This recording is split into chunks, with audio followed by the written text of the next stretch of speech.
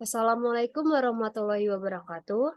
Kami dari kelompok 9 akan mereview tugas besar algoritma strategi dengan anggota yang pertama Afifah Syaharani dengan NIM 121450097, yang kedua Della Septiani dengan NIM 121450109, yang ketiga Saiful Haris dengan NIM 121450115, yang keempat, Ibnu Farhan dengan NIM 121450121. Yang kelima, Dara Cantika Dewi dengan NIM 121450127.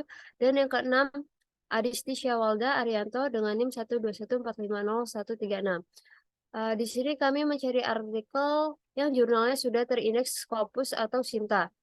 Artikel yang kami ambil yaitu berjudul Optimalisasi Implementasi Algoritma Greedy dalam Fungsi Penukaran Mata Uang Rupiah. Di sini kami memiliki outline. Yang pertama, abstrak. Yang kedua, pendahuluan. Yang ketiga, teori dasar. Yang keempat, metodologi. Yang kelima, hasil dan analisis. Selanjutnya akan dijelaskan oleh rekan saya. Yang pertama, abstrak. Penelitian ini membuat suatu sistem penerapan algoritma greedy untuk penukaran uang rupiah. Aplikasi yang dibuat menawarkan kemudahan dalam penukaran uang rupiah menjadi pecahan. Khususnya dapat mempermudah pekerjaan dalam dunia perbankan untuk menukarkan uang nasabahnya dengan mengambil hasil yang paling optimal. Yang kedua, pendahuluan. Pada pendahuluan ini, penulis membahas persoalan optimasi yang melibatkan pencarian solusi terbaik. Penulis menjelaskan konsep optimasi sebagai suatu upaya mencari solusi yang optimal, bukan sekedar solusi yang membandai. Dalam konteks ini, penulis menjelaskan penggunaan algoritma greedy sebagai metode populer dalam mencapai solusi terbaik. Penulis mengangkat permasalahan penukaran uang untuk mencari jumlah uang pecahan minimum yang diperoleh dari proses pertukaran uang. Penelitian ini mengaplikasikan algoritma greedy dalam sebuah aplikasi yang digunakan oleh lembaga seperti bank atau institusi keuangan untuk mengelola data pertukaran uang dari nasabah yang menginginkan uang mereka ditukarkan dalam bentuk pecahan. Teori dasar. Pada bagian ini, penulis menjelaskan 3 teori dasar, yaitu definisi optimasi. Penggunaan optimasi yaitu proses untuk mendapatkan keadaan yang memberikan nilai maksimum atau minimum pada satu fungsi. Metode optimasi dikenal sebagai teknik mathematical programming dan biasa dipelajari sebagai bagian dari riset operasi. Yang ketiga, definisi algoritma greedy. Algoritma greedy hampir sama dengan metode eksklusif, search, dan Bluford. Penulis menyimpulkan algoritma greedy merupakan algoritma yang lazim untuk memecahkan permasalahan optimasi meskipun hasil tidak selalu merupakan solusi yang optimum. Prinsip utama dari algoritma ini adalah mengambil sebanyak mungkin apa yang telah diproses. Metodologi. Metodologi yang digunakan dalam pilihan ini meliputi metodologi pengumpulan data. Pada metodologi ini, penulis menggunakan metode studi literatur dan metode wawancara. Yang kedua, metode pembangunan perangkat lunak.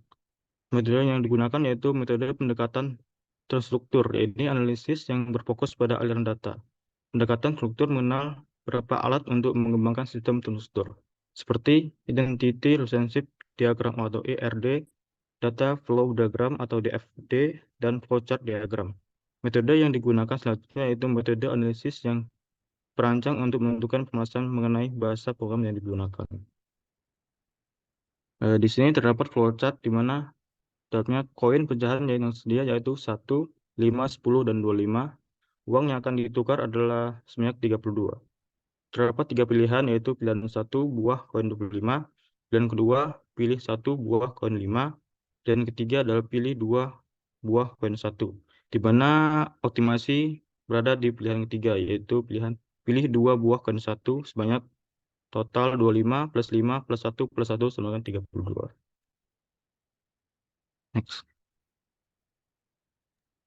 Kemudian di sini ada hasil dan analisis.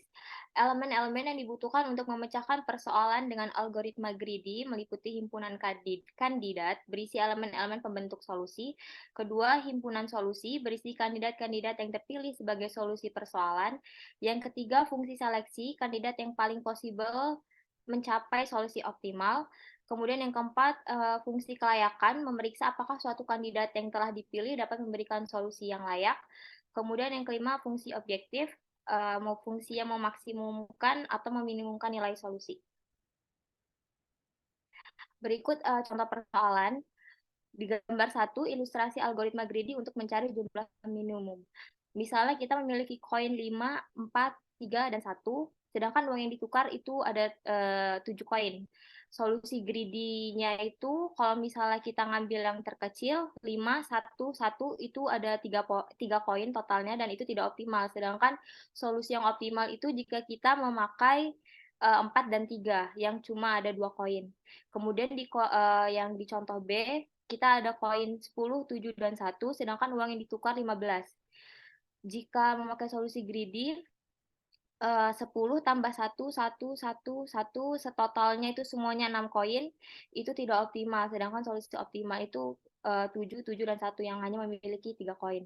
Kemudian di contoh C juga kita memiliki koin 15, 10, dan 1, sedangkan uang yang ditukar itu 20.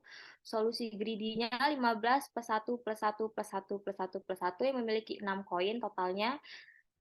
Itu tidak optimal, sedangkan solusi yang optimal itu jika kita mengambil 10 plus 10, yang hanya memiliki 2 koin. Dan berikut contoh pseudocode-nya algoritma greedy.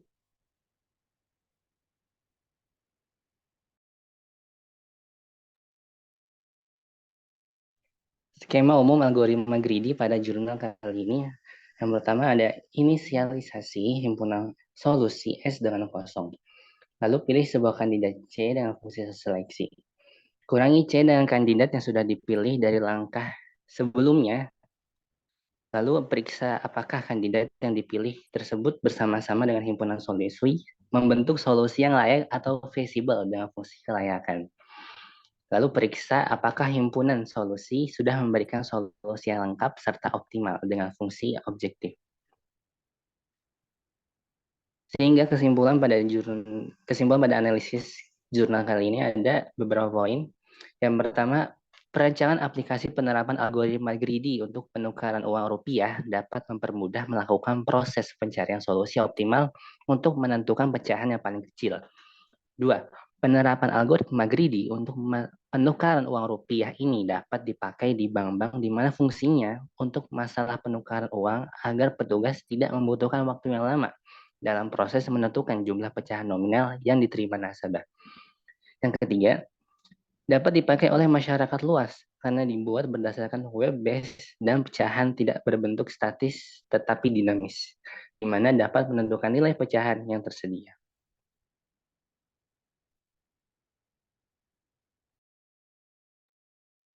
Sekian dari penjelasan kelompok 9 tentang tugas besar algoritma strategi. Dengan mereview artikel, apabila kami ada salah, kami mohon maaf. Kami akhiri. Wassalamualaikum warahmatullahi wabarakatuh.